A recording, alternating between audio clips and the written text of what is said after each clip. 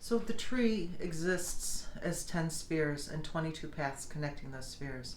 But there's a lot of other ways that things are organized on the tree. The first one that is most apparent is that there are 3 pillars or 3 columns that the spheres fall in. And those of you who've spent enough time in the magical community to have heard about the left-hand path or the right-hand path, that's actually where we get those languages from. If you look at the tree in front of you, the sphere that's top of the left-hand path or the left pillar is Binah. And as I've said a number of times, you can't wear black when you're working with the sphere, except black is Binah's color, almost as if they're not sure if Binah has a qliphothic side, although it does have a virtue and a vice. Saturn is the planet that rules it, and all of those planets that are associated with the spheres on the left-hand path tend to be a little harsher. Binah, Saturn, Mars, and Geburah, and Mercury and Hod all hold places where we limit, where we label, where we cut off. And so the pillar is called the pillar of severity, and it is the place where justice rules our thoughts. In contrast, on the right-hand side, you have the pillar of mercy, and it is topped by Chokmah, which rules all of the zodiac, and then Jupiter, which is for Chesed, and then Netzach is Venus. And these are much gentler. They're expanding, they're moving forward, and mercy reigns supreme in that spheres. When you look at those two in contrast, each time you have those two spheres opposite each other, that's where the tower lies between Netzach and Hod. That's where strength lies between Geburah and Chesed. And it is where the Empress lies between Binah and Chokmah. Each of those spheres hold such power, and in a sense, they hold powerful opposites.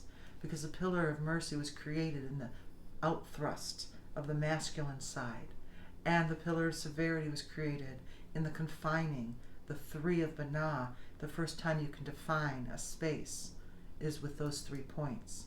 And they say of Binah that she is the demon who condemns all to death by giving birth.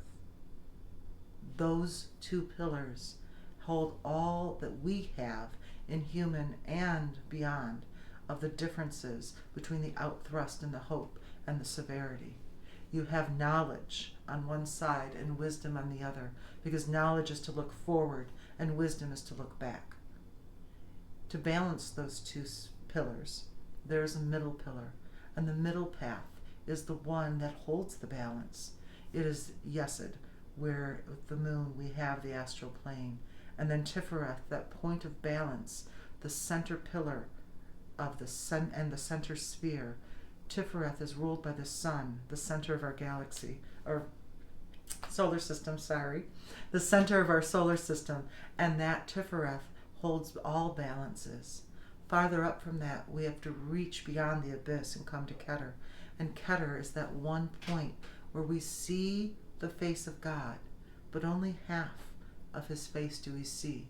So it's a bearded king in profile that sits in Kether, and knowing that the other side of his face is an unknown and unknowable God of infinite power and majesty.